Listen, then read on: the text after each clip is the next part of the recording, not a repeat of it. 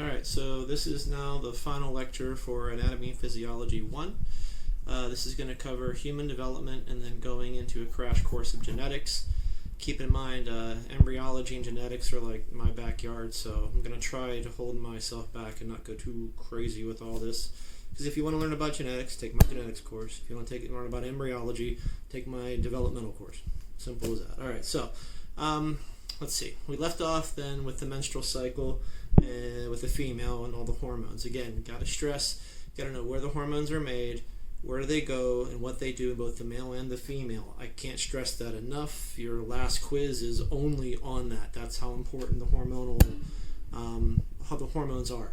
All right, so let's see. You became a human being.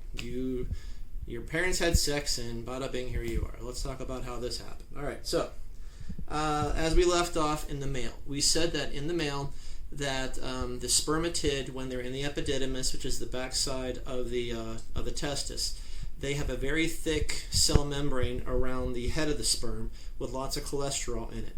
That was crucial because we said that in that head there was a package, like a vesicle, called an acrosome, and that acrosome has in it enzymes which would break apart hyaluronidase, which is hyaluronic acid for connective tissues, and would also have a very powerful protease called acrosin, which basically chews through whatever it can. Now, those have to not be active inside the male anatomy, because if they get removed, if they come out of the acrosome, then they will destroy his epididymis, his vas deferens, everything will just be eaten away. So basically they're in suspended animation and kept inside. How long does he keep them? If he doesn't ejaculate them, roughly about a month or so. So therefore, if it's not ejaculated in a month, his body will phagocytize them and create more anyway, so it's not a big deal. If he's more sexually active, then he'll ramp up production to meet the need, I guess, so to speak. All right, so going along with this then, mommy and daddy have sex. Okay, so what now happens is it has to be timed appropriately, because as you remember, day 14 of mom's ovarian cycle, her menstrual cycle, she's going to ovulate. That oocyte is only going to have 24 hours of viability. So within that 24-hour window, the sperm got to get to point B. Now, along with that, as I said, as she approaches the day of ovulation, the mucus inside the uterus and going into the fallopian tube thins to help facilitate such an occurrence to occur. All right, so once the sperm are ejaculated into the female, I understand they don't just all of a sudden just swim real quick. They have to go through something called capacitation. Now, what I'm going over with you right now, you're not liable for. Just sit back, enjoy the lecture, and just let me rant, okay? So, with that, we have to go through capacitation. It takes about 10 hours at max. What has to happen?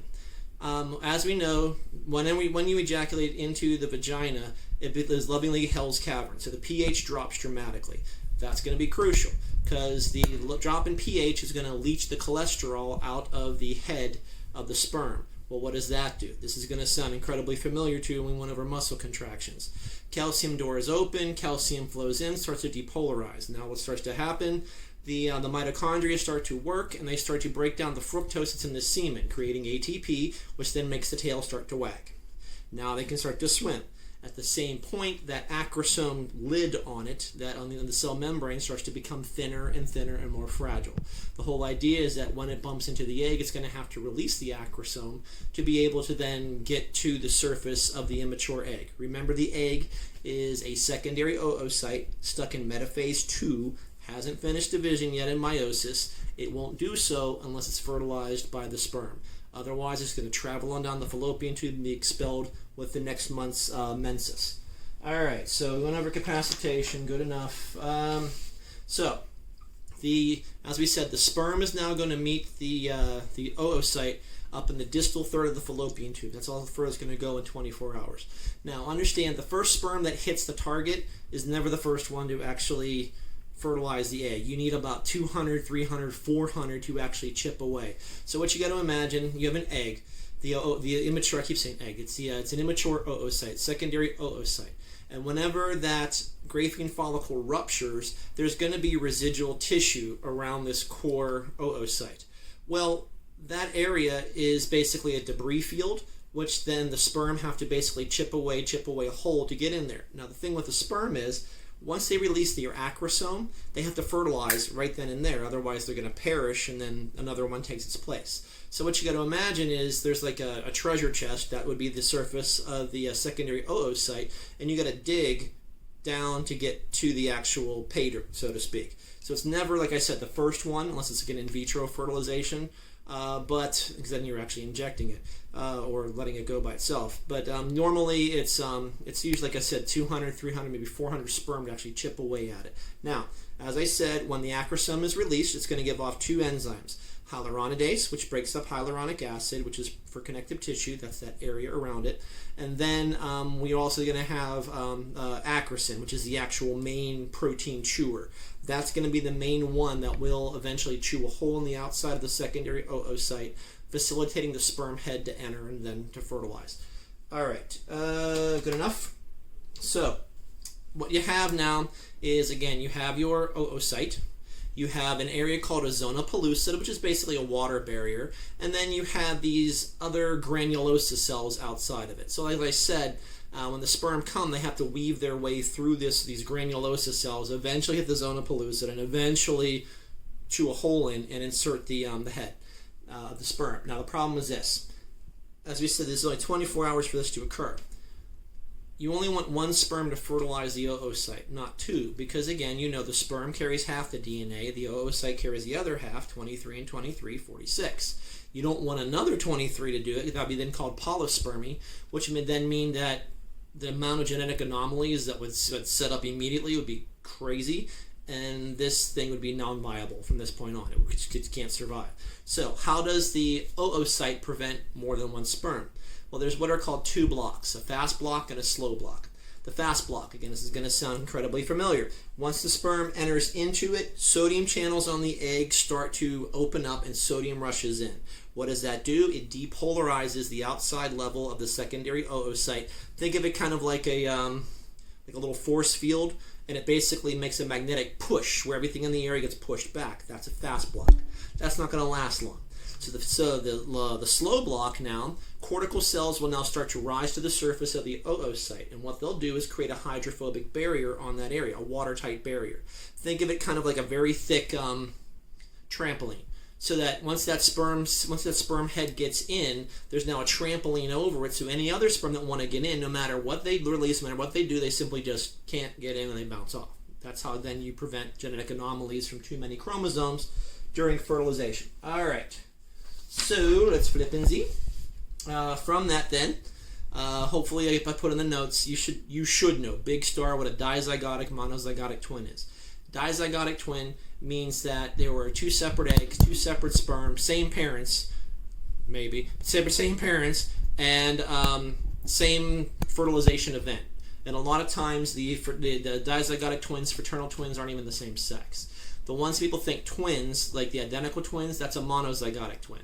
That means during the first cleavage of the animal pole, which I'm going to draw out for you, the cleavage furrow is only supposed to go down a small way till it hits the yolk. In this case, it's like a very large rupture, like an earthquake that goes all the way through and literally takes that first division and splits that into two separate cell masses. That then means that it's the same sperm, same oocyte from the female, which means the same genetic content, which then means now they're identical from that point on, genetically, not otherwise. Because people always say, well, how come identical twins aren't identical? You have what are called epigenetic factors, which means environmental factors, which would then shape them as time goes on.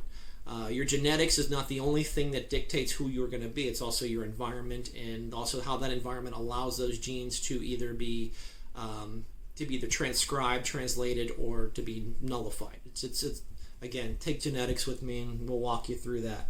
All right. So from that point on, now, woohoo, mommy's preggers. All right. So over here to the whiteboard. You don't have to draw these out. I draw them out so it's better for you to understand what I'm trying to describe, through my words in my outline. Now, the stages I'm going to go over, cannot stress enough. You have to know. You have to know in order, and you got to have an idea what the hell's going on in each step. Okay? That's the first major thing about human development. Up to that point, I'm just having a conversation with you. The only other thing I talked about was twins. So that you should know, but this is now wake up, for realsies, okay? So, all right. So, as we know, I'm going to start off with a gamete, unfertilized egg, all right? So, there's your unfertilized egg. Again, you know it's haploid, has half the DNA, 23 chromosomes. Little sperm comes along one day, and it's going to insert itself. It also has the nDNA as well, too. That process was commonly called fertilization. The proper name of it is called syngamy, meaning the gametes have become one. They become synchronous. So, with syngamy, you're now fertilized. Now understand, remember, this oocyte is still stuck in metaphase 2, has no damn clue in the world that it's fertilized. It still has to go through metaphase 2, anaphase 2, telophase 2. It will then form a spindle plaque between the sperm nucleus and the oocyte nucleus. Think of it kind of like a bungee cord. You have the two nuclei, a spindle plaque forms between them. The two nuclei pull apart, and like a bungee cord, they come together. Bada bing, here you are. All right, so with that then, you would now be, let's see, about 20 hours roughly old. In other words, after the fertilization event. At this point, understand, you would be about midway down mommy's fallopian tube. Okay, so you're not all the way down to the uterus yet. You're about halfway down. At that point, you look like this. Now, this stage, understand, means a fertilized egg, essentially. That is then often called a zygote. Okay? Now, there are two poles. This up here is called the animal pole. This one down here is called the vegetal pole, often called the yolk. Where's the future you going to come from? The animal pole. So people talk about embryonic stem cells, that's the animal pole. Now, from this point then, roughly then, once the animal pole forms, you have to start to go through divisions. Divisions, the first division takes the longest to occur. Then after the first division occurs, the second one occurs a little more quickly, then the third and fourth, and it speeds up from that point on. At this time, you're going to go through something called radial cleavage. Radial cleavage means this cell mass is going to take the mass, it's going to divide. And then those masses are going to divide and divide. So the cells don't get bigger, they just simply subdivide to become smaller. Additionally, when they divide, they stay in place, they don't twist. Because if they do that, that's called spiral cleavage. Other animals do that, like a snail. Why is that important? Because when you do radial cleavage, the cells remain their identity and they remain stem cells. When they start to migrate and move, they start to turn on different genetic cues and turn off certain gene sets, and now they're being determined what they're going to be later on in life. That's called cell fate. Okay? At this point, they're just dividing, so they have complete pluripotency. They can be autonomous. They can be whatever the hell they want to in your body at this time. Okay, in that creature's body. All right. So now, as I was saying before, once we get the first cleavage furrow should only go down to the yolk, making two from the one. When I talked about the monozygotic twins, it's such a big fissure, it goes all the way through to the yolk and it splits into two separate ones. If you want a conjoined twin, quote Siamese twin, how does that work? Basically, this cleavage furrow doesn't go all the way through the yolk. Depending upon how far it goes down, depends upon later on embryologically where they're going to be attached, to the neck, the chest, wherever they're going to be attached to. You can also have other cases too where you have one twin actually grow into another twin. There's all sorts of things that can happen, but we're going to go over, because I only have so much time with you, the quote normal phases of how this works. Okay, so understand then one cell, so therefore once you start to divide, that's when you start to go through cleavage. Okay? Understand they are still stem cells. They're still autonomous. They're still pluripotent, which means they can continue to divide. They can become anything in the body. Now, at this point, we're ready to enter into mommy's uterus. So now we're looking at, it's about 72-ish hours past the event. All right? At this point now, you look kind of like an acorn. At this point now, you have somewhere on the order of 16, 32, 64 smaller cells from the animal pole that are sitting up on top the yolk. At that stage, you kind of look like an acorn. That's called a morula. The morula stage is how you entered into your mom's uterus. That was the stage that you entered into. Now understand at this point, I can't even call this an embryo. What is it? It's a cell mass. I can't call it an embryo until I start to delineate tissue layers. And that's going to come a little later on. Now, the morula stage is not how you implant in the back of mommy's uterus in that area called the fundus, in her endometrium. Once you enter in, basically you're going to float around, and eventually you end up in the back of the uterus and you implant. When you implant in a stage called the blastocyst. At this stage, you kind of look like an Easter egg basket. Okay? There's 2 layers of cells. Ooh, that was bad. Why not inside the lines there? 2 layers of cells surrounding it, a fluid-filled cavity in the middle, and then it looks like an Easter egg basket, a bunch of cells in the basket. That's called a blastocyst. The blastocyst is how you implant it in the back of mommy's uterus. All right, so blastocyst. Let me see where I am in my notes. I already went over morula with you. Okay, we're just humming along. I'm just running on, autopilot at this point. All right, so this outside layer of the blastocyst is called the trophoblast. This area here, this fluid-filled cavity, is called a blastocele. Cele means cavity, cavity of the blastocyst. These are your embryonic stem cells. That's the future you, so therefore these are called the embryoblast cells. They still have not gotten cell fate yet. That's not going to come until the next stage. Now, trophoblast, how does this work? Again, this part you don't need to worry about, but trophoblast has 2 layers, okay? You have the first outer layer is called the sinistotrophoblast, and you have the cytotrophoblast on the inside, 2 layers.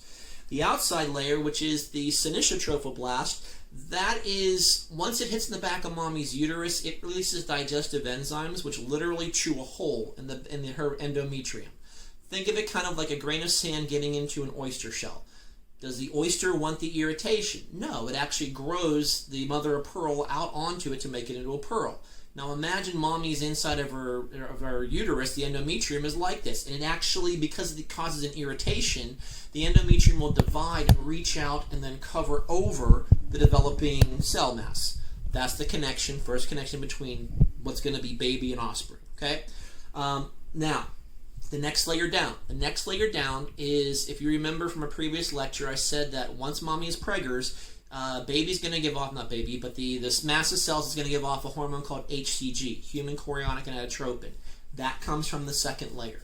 That's what mimics luteinizing hormone. That's what keeps her corpus luteum together. That's what keeps the corpus luteum keep making estrogen and progesterone to keep the uterine nest fertile for the individual to develop. Okay? Now, the blastocele doesn't look like a hell of a lot. What's that going to be? Those are your future body cavities. That's the future inside of you, the future outside of you. When I make these drawings and people look at them, they're like, eh. When I look at them, I'm getting goosebumps. I'm like, you don't understand genetically what the hell's going on here. I mean, there's all sorts of switches being turned on and off right now, and if they're not on at the right time and off at the right time, everything ceases. Which means that the majority of most pregnancies, over 50%, are going to stop somewhere along this line before we even get to here. Okay? So it fails genetically. Now, the embryoblast. The embryoblast at this pole right here is going to make an indent right at that point. That little indent is called the blastopore. What is that? Again, doesn't look like much. That's your future anus. Why? Think, your digestive tract is one long convoluted tube from mouth to anus. It's a tube. It's got to start somewhere. You develop anus first and develop mouth second. If you were a snail, you develop mouth first and anus second. But they also divide a different way than you do. So keep in mind what's going to happen. That means these massive cells are going to invaginate in toward each other and up into this blastocele, splitting into 2 cavities.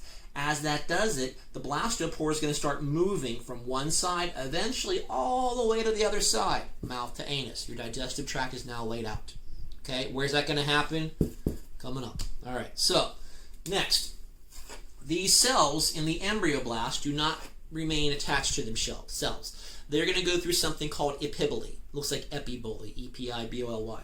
But epiboly means the cells detach from one another and they start to skew and go toward the middle. So at this stage, you're going to have, again, still your 2 layers of your trophoblast like I drew before, okay? And then you're going to have this finger-like projection start to come up inside to that blastocele. That's epiboly. At that same time, that blastopore is starting to invaginate in a little bit. Okay? Now follow. for argument's sake, again, we took the cavity and made it 2 chambers. I'm just on the left. I'm going to call this one right here the arc aneron. That you know that, I don't care. What is that? That's the future outside of you. On this side, this is the yolk cavity. What is that? The future inside of you. At this point now, these cells, which were not given cell fate, are going to be given cell fate. And this is beyond important. Okay? So, notice, I'm going to have cells which touch in this mass the arc aneron, the future outside of you. Those are now going to be your future ectoderm cells. Ectoderm is going to create your central nervous system and your epidermis. However, I'm also going to have cells which are going to touch the yolk. Well, that's the future inside of you. Those are endoderm cells now. They're going to be told to be those. Endoderm cells are going to make the inner lining of your gastrointestinal tract, the inner lining of your respiratory tree. Structures which aid you in digestion, like your liver, your pancreas, spleen, liver, pancreas, gallbladder. They're going to come from that. Well, notice then, I'm going to have cells right down Main Street which aren't touching either cavity. Those are mesoderm cells. However, really important, if you'll look, there's 3 types of mesoderm cells. I'm going to have mesoderm cells which will touch ectoderm cells. I'm going to have mesoderm cells which touch endoderm cells. And I'm going to have mesoderm cells running right down the middle, which ain't touching anybody else but other mesoderm cells. So the mesoderm is actually now in 3 layers. Okay? Now, I'm going to talk about what each layer is going to make, and when I go over the layers, you have to know what these layers are going to make. I guarantee you'll see it 1,000,000% on your last test. Now, at this point, you are now officially called a gastrula. Gastrula means an embryo. At this point, I can officially use the word embryo. Okay, so you cannot be called an embryo until you have your 3 germ layers produced. Ecto, meso, endo. Because of that, you are called a triploblastic creature. 3 layers. Ecto, meso, endo. Okay? What that creates is a lot more diversity and a lot more ability for all sorts of evolved mechanisms, pathways, tissues, you name it, organs. All right. Now, from this point then, you would have to wait about a little while. Living a little while right now. So at this point, let's see. You implanted gastrula. At this point, keep in mind, at this point, mommy's realizing that she's late. So hopefully mommy stopped smoking and drinking by that point. At this point then, but till then, she's like, woohoo, and then, oh, I'm late. Yeah, exactly. So then you have the gastrula stage. The gastrula stage is going to persist roughly until you start to take on more traits of what we consider to be human-like. And then at that point, you're considered to be a fetus. Fetus means that you're a mass of tissues which are starting to work and to knit together. However, you cannot live independently of your mother, and that's the fetal stage. The second you don't need to rely upon your mom for your existence, you no longer become a fetus. You're now called, a baby or, an offspring, and then, cry, whine, throw up on you, tell you no, and then kick you in the groin and take all your money, and woohoo, parenthood. All right, so, isn't that right, Morgan? Exactly. All right. So, now, don't roll your eyes, please. You know. Hopefully you don't know. You don't know for quite a while. All right. Let's see. Let's flip. I now went rogue on you and jumped a few pages in front. We are now at where it says germ layers. Now, where I have germ layers in my outline on Canvas, can't stress it enough. Highlight the whole thing. Memorize the whole thing. So, as I said, ectoderm, on the touching the arc aneron, what's that going to create? The ectoderm is going to create your skin, specifically the epidermis and your central nervous system, meaning that your spinal cord, your brain, lobes of your brain. Now, endoderm, as I said, the inner lining of your tissues, the inner lining of your gastrointestinal tract, the inner lining of your respiratory tree, things that support digestion, gallbladder, liver, pancreas, they come from this. Notice I've left out a ton of stuff. That's all mesoderm. All right, so next one, you see there, big star. People always screw this up. Dorsal mesoderm. Dorsal, again, means toward the back, okay? The dorsal mesoderm is what's going to touch the ectoderm. Because of that, it is now going to be called notochordal mesoderm. What's a notochord? Well, understand you are chordate. That's your classification. Chordata means that very early on in your development, as the lobes of your brain were forming, a thin little fluid-filled tube, rod will run down your back to your postanal tail. That is called a notochord. That notochord helps to stimulate the synthesis of the spinal cord, as well as eventually the musculature, the somites, as well as the vertebrae, which will then support and encase the spinal cord. You will lose yours as you mature. Where does it go? If you remember when we went over bones, if you remember the centrum, the body, that's the notochord becomes absorbed into that and disappears. It becomes solid bone. Okay. If you were a fish, you'd keep it your entire existence. Okay. If you were a shark, you'd keep it your entire existence. Now, that's the notochord. That's why it's called notochordal. It's the one that's going to be toward the back, toward the ectoderm, which is then going to help to create the spinal column. Then we go to this Main Street one right down the middle. That one is called lateral mesoderm. Specifically, it's called somatic mesoderm. You have to know both names. Soma means body. It's going to create a lot of your body. So as I listed there, you see your muscles, reproductive system, excretory system, and your peritoneum. Peritoneum, again, if you remember way back in the beginning, that's basically your quote, your guts. Not the inner lining, the tubes themselves. All right? Now we come to the other side where now we're touching yolk. When we touch the yolk, that is now called the mesenchymal mesoderm. Mesenchyme is a generic word thrown around in embryology, which basically means undifferentiated tissue. More importantly, you notice there, it is going to be called the ventral mesoderm, meaning belly side. What is that going to create? Big star, it's going to create the dermis, not the epidermis. This is also then what's going to construct things like your skeletal system, your cartilage, your circulatory system, your first blood vessels will emanate from this tissue. Okay? So again, know what the layers are, know what they will derive in the adult. Okay? All right, I'm going to get rid of all this because now we're going to bump you up a couple weeks. You are now going to be about 5, 6, 7 weeks old. Okay? Yeah, okay. So at this point now, understand you look kind of like a salamander. You look like this.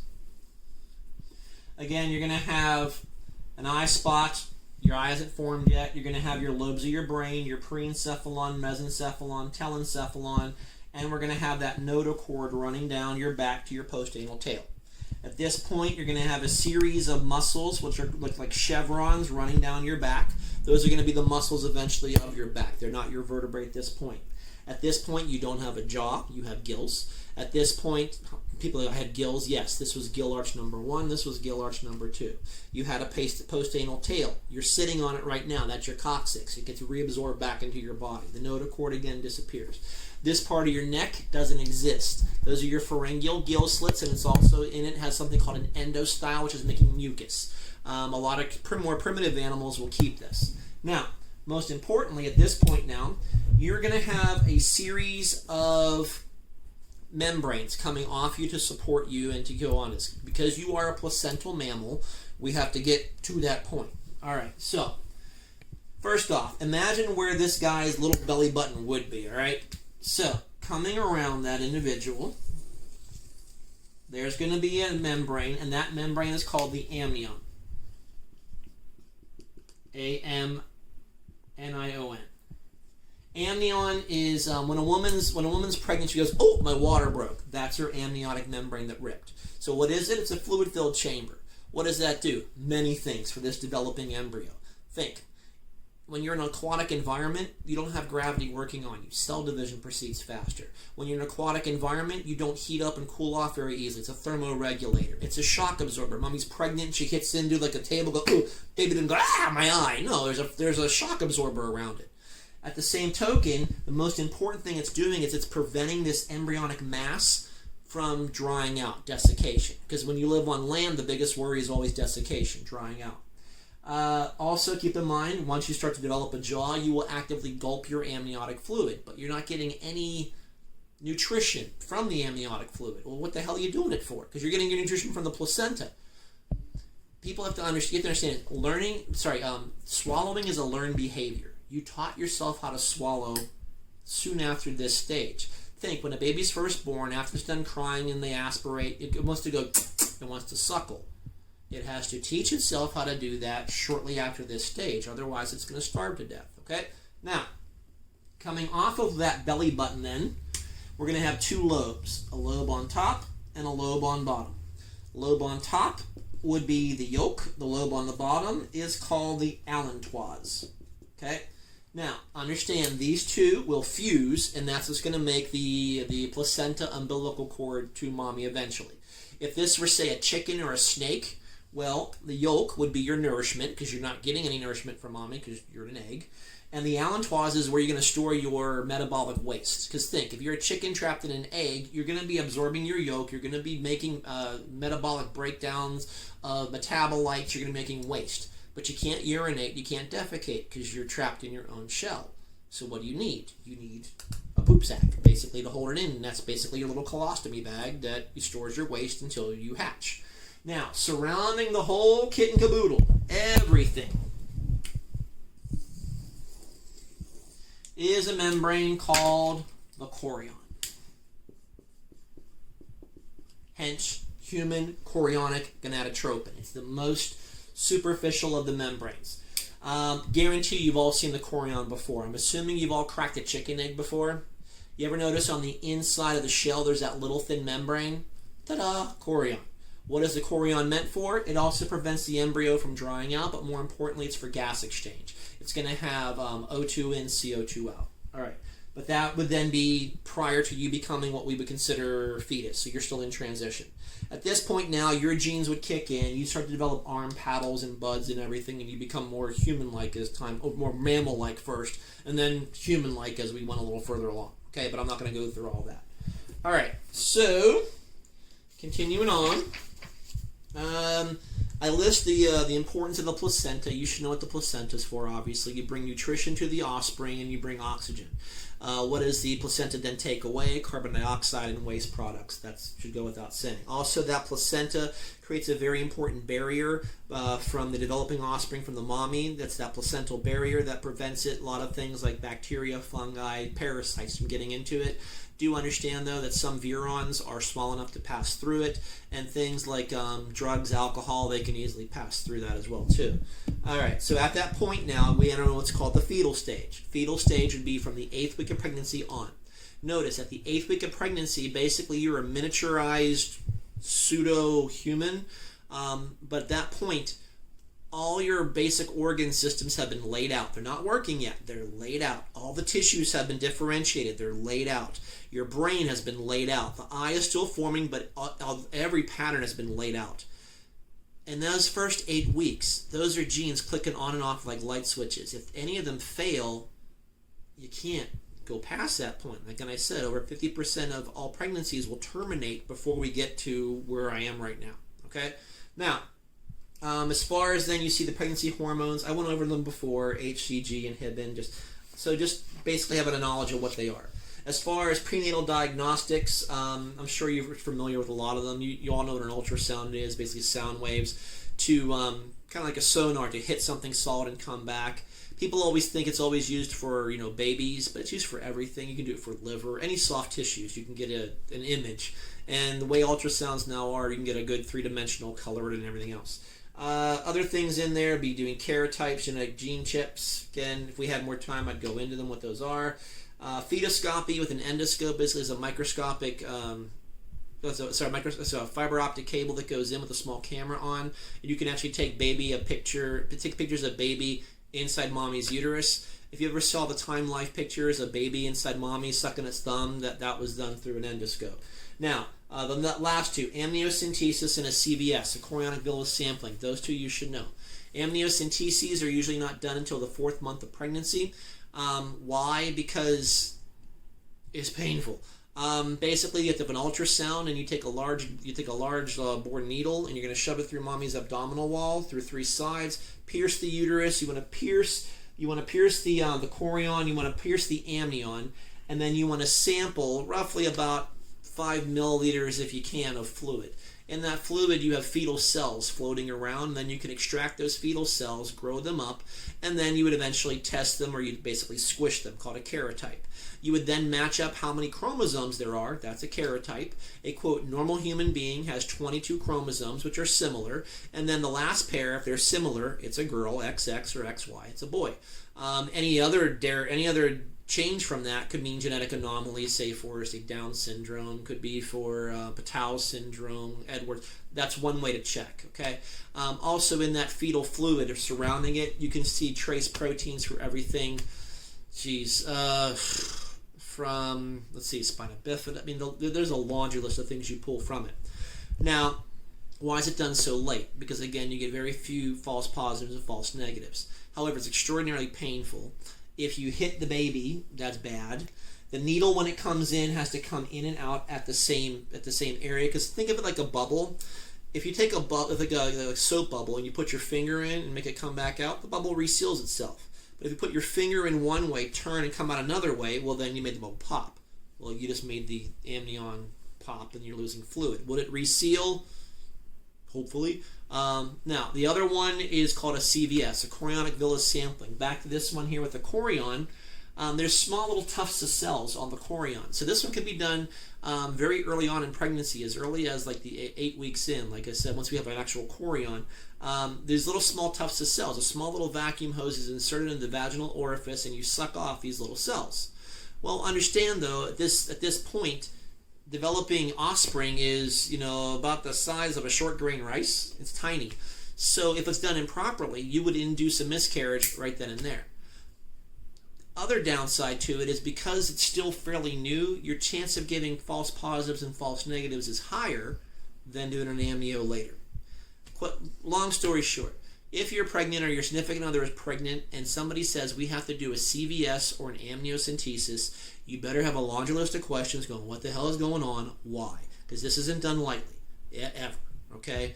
Maybe it's mommy's age. Maybe she's over 45, then that's mandatory. You have to.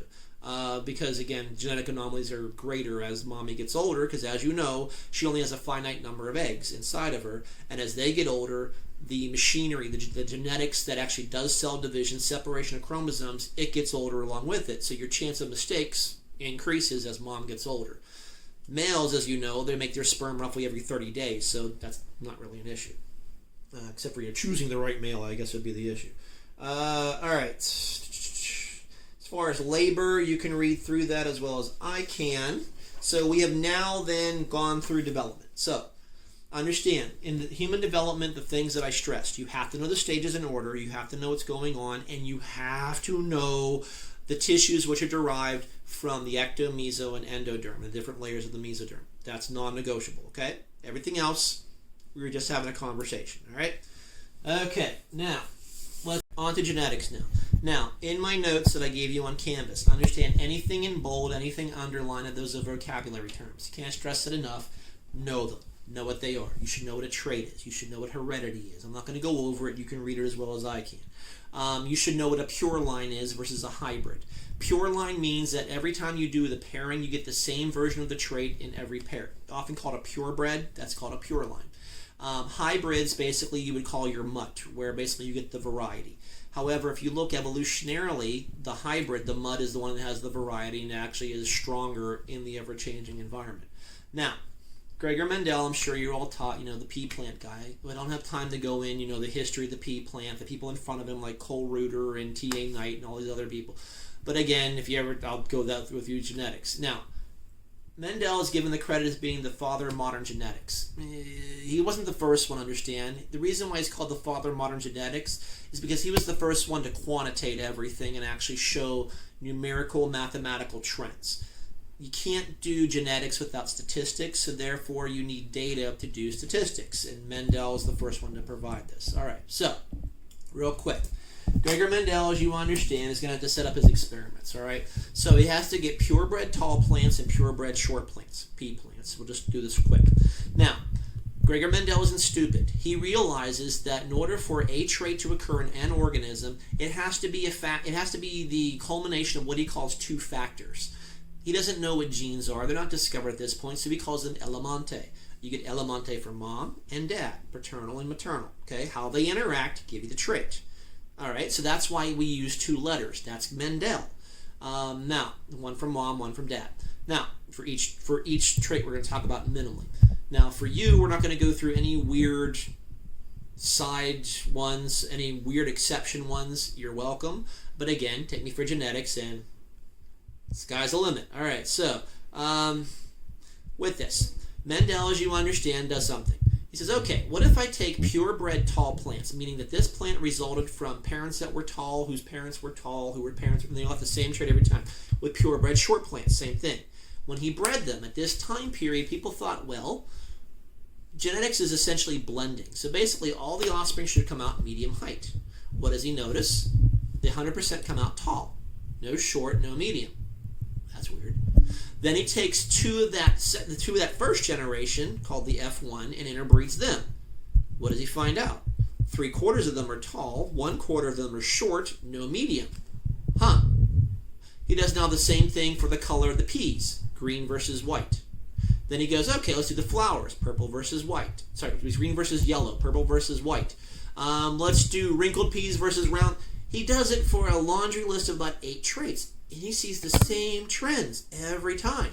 He's like, something else is going on here. And that is then why Mendel's laws came into being. Okay? So, for Gregor Mendel, what you have to know is this. Number 1, every trait that you see or perceive is a factor of, is the culmination of a minimum of 2 factors, which we now call genes. One is from mommy, one is from daddy. Okay?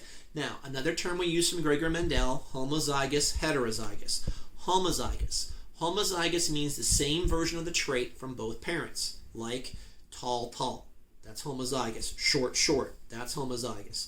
If I get different versions of a gene for a trait, that's the mutt, the hybrid. That's a heterozygous. You get one tall, one short. Now, Mendel's law of dominance, principle of dominance. This one, star, huge, enormous, super important. Why? It's the cornerstone of genetics. He says that in a hybrid, it can happen where one trait can be expressed but prevents the contrasting trait. The one that prevents the contrasting trait, you should, I'm sure, know, is called the dominant trait. The one that is prevented is called the recessive. The recessive trait, therefore, can only be seen, perceived in the offspring, in the absence of the dominant trait. Okay? So that's how that works. All right? Now, with that, Gregor Mendel then also goes into another principle called the principle of segregation, and then also the principle of independent assortment. Let me catch up here. All right, so as you know, whenever we have something that's dominant, the recessive trait still exists. It just means that the dominant trait's making more of the mRNA and more of the protein, and the recessive trait just can't catch up with it, and therefore literally is covered up and masked by the dominant trait, okay? Or the dominant gene could give off factors which actually tie up the recessive trait, so it's there, but basically it's not readable at that time. All right, so as I'm sure you know, whenever you are given any trait, like let's just say we did the pea plant thing, okay? So he had purebred tall versus purebred short, right? Just for argument's sake, we'll call this daddy, that mommy, okay? Could be either one. All right, so when he does this, follow, he rationalizes that when daddy goes to make pollen, these traits which are kept together cannot stay together. They have to separate from one another. That is called the principle of segregation. Otherwise, you would overload the resulting gametes with too much of the factor. In this case, too much DNA. It would not be viable. Same thing for the mommy. What could she make? She can make egg with a little t or little t. Okay? Now, when you try to see the combinations, now this is the parental generation. What we now do is we want to do the first filial generation. Unimportant what filial means, F-I-L-I-A-L. It means the first generation after parent, is all it means. Now, what you do is what you were taught, you set up a Punnett square. Now, Punnett square basically is a way to express the law of independent events. It's a statistical term. All right, so here. Law of independent events says this. If I wish to have 2 events occurring simultaneously, it is equal to the product of their probability of occurring separately. That's called the product rule. In English, what does that mean? I take 1/4, I flip it. What's the chance of getting heads? 1 out of 2, 1/2. 1 out of 2 scenarios. Product rule says this: what if I take 2 quarters and flip them simultaneously? What's the chance of getting heads on both? Well, if the chance of getting heads on one is 1/2 and getting heads on the other one is 1/2, you multiply them together. 1 times 1 is 1, 2 times 2 is 4. 1 out of 4, which makes sense. You can get head, head, head, tail, tail, head, tail, tail. 1 out of 4 occurrences. That's the product rule. You don't got to do any of that. Why? Because Punnett created his square. By the way, his name is actually R.J. Punnett, but you're in America, so you're Punnett now. That's just how it works. You're no longer Jose, you're Josie. All right, so how we set this up. Again, how you do it, develop a pattern, and do not change it, okay? The reason why I have you, or like to have you do this, because then you can see what they can make. We're going to put daddy on the top, mommy on the side. Anything that's in the circle, we have to use as a heading. So, daddy can make big T or big T. Mommy can make little t or little t. How do we figure out who the offspring are? This is now where your battleship skills come in, down and over type of thing. So, bring down and over. Big T, little t, down and over. Big T, little t, big T, little t, big T, little t. They're all our big T, little t, right? Okay, great. What does Mendel find? These are 100% tall. Follow a new term. What I just gave you was called the phenotype. If this thing is physically looking at you in the face, what's it look like? That's a phenotypic ratio. Then we also have a genotype. Genotype are your letter combinations, the gene combinations which would allow for said phenotype. On your exam, I'm only worried about phenotypic ratios. This is a genetic class, okay? But you have to be able to set the square up to be able to get the phenotypes. All right. Now, like I said then, Mendel goes, what if I now take 2 of these guys and make my next generation, F2? Now I take big T, little t with big T, little t. Again, we'll call this one daddy, this one mommy. What can daddy make? He can make big T, he can make little t. What can mommy make? She can make big T, she can make little t. Again, same thing, set up my square. There's daddy, big T, little t. There's mommy, big T, little t. Down and over. Big T, tall. Big T, little t. Heterozygote, still tall. Big T, little t. Heterozygote, still tall. 2 little t's, short. That would now be, this would be a homozygous dominant, homozygous recessive, and those would be heterozygous. Okay? Now, in this case, what did he say? What did I say he said? Saw? Bleh, can't talk. He had 75% tall, 25% short. 75% tall, 25% short. That is what's called that's called a monohybrid cross. You have to know the definition of a monohybrid cross. Monohybrid cross means we cross with relation to one trait. In this case, height. Now understand, if I do this for human, it could be anything I want. It could be whether or not you have a hitchhiker's thumb that curls back or it's straight. It could be whether you have a widow's peak or a straight hairline. It could be whether you can roll your tongue or you can't. Those are all simple dominant traits, okay? Having a detached earlobe versus an attached earlobe. I mean, all those are those types of things, okay? So, with that, I'm assuming then we can handle a monohybrid cross, because that's what you more or less did in Gen Bio, like shoved down your throat. All right, now, principle of segregation was whenever I took the genes and I separated into separate gametes. Principle of independent assortment with Mendel, which you have to know, says this. I have daddy, I have mommy. They are decaplane cards each. In order for daddy and mommy to make their egg or sperm, I have to take daddy's deck, cut it in half. I have to take mommy's deck and cut it in half. That's how I get 23 and 23. Now when I go to fertilize, what do I do to the half decks? I shuffle. And when I shuffle, the cards fall independently of one another. They don't attach to each other. In Mendel's viewpoint, because he's working with simple pea plants, he doesn't see this exception. He doesn't think that these factors are able to be inherited in groups. They separate independently all the time. Well, think of the complexity of just your nervous system, your muscular system, or your bones. If all those genes had to fall separately, independent for you to be here, none of us would be here. You do get package deals. You get what are called linkage groups. But again, that's his principle of independent assortment. All right, so now we come to the exceptions of Mendel. We're in the stretch here, I promise. All right, so principles of Mendel's. Now, he's working with pea plants. He doesn't see everything. The first one that you're going to be liable, I'm not going to go through all of them, but they're listed, but I'm going to hit the ones you're liable for my exam, okay? Now, with that, first thing you have then is what's called multiple alleles. What's an allele? A-L-L-E-L-E. An allele means multiple versions of a gene for a trait. Up to this time, we said you had two, dominant and recessive. Well, what if we had two dominants and one recessive? What if we had one dominant and four recessives? That creates more variety. Those different versions are called alleles, okay? The most famous one, I'm sure you were taught, is simply human blood type. Irrelevant to Rh factor, whether you're positive or negative, basically are you blood type A, B, or O, okay? Now, how you do alleles, when you do these problems, I don't care. I'm going to show you the classic way and then more of a logical way, okay?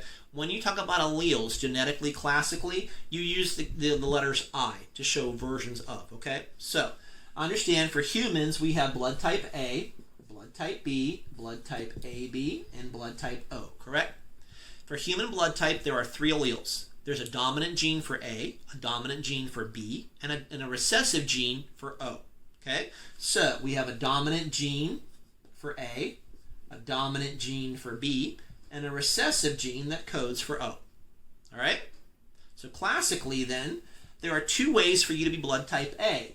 You could be homozygous, both got A and A from mommy and daddy, or you could be a heterozygote.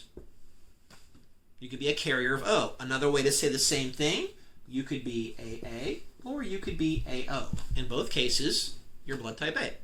Well, therefore, then there's two ways to be blood type B. What are they? I don't hear you. All right, sorry.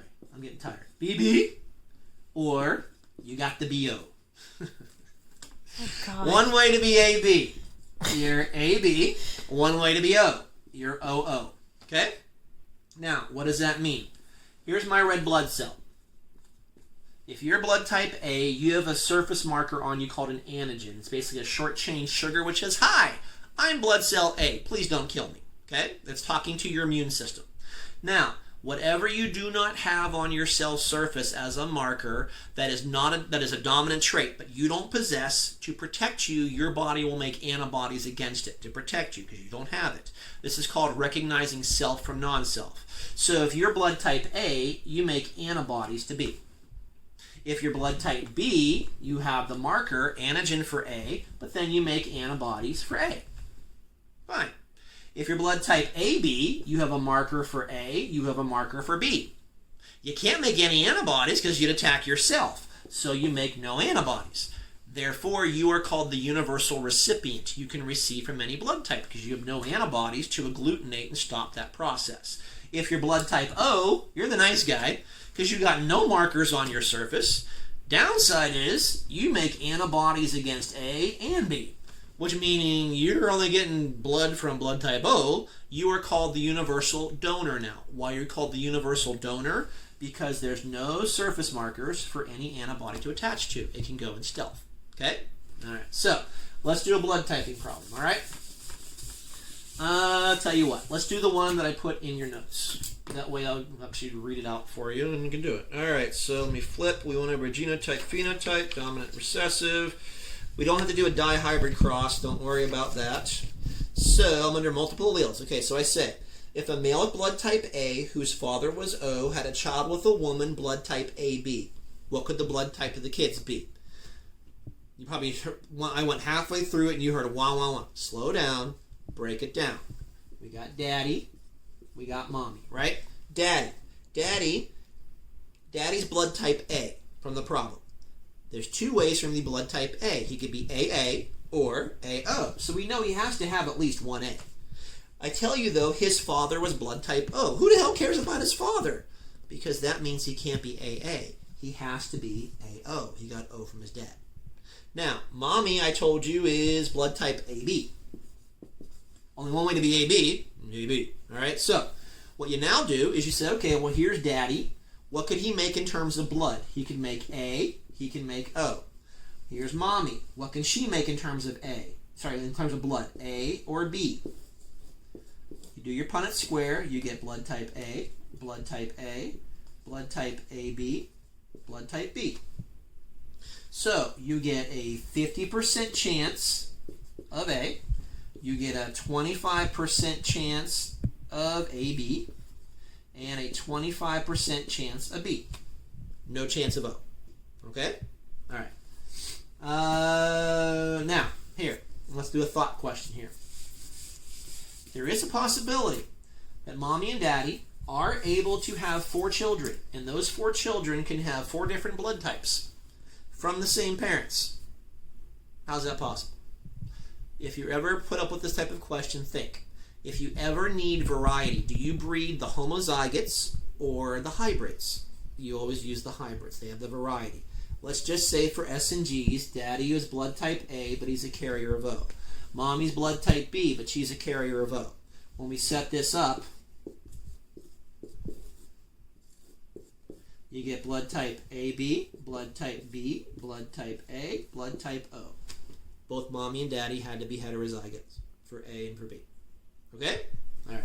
Now, moving on down the line there, you see there's other types of exceptions to Mendel. Like I put, let's see, I forgot what I remember. Pleiotropic means there's, you can have one set of genes which gives you more than one trait.